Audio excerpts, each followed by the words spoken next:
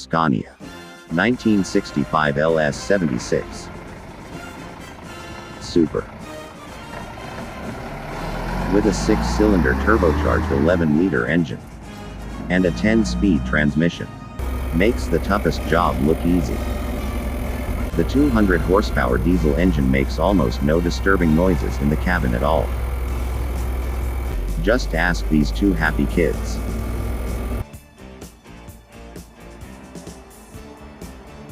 In the next episode we will take a closer look at this LS76 and see what it can do. So stay tuned, and don't forget to subscribe.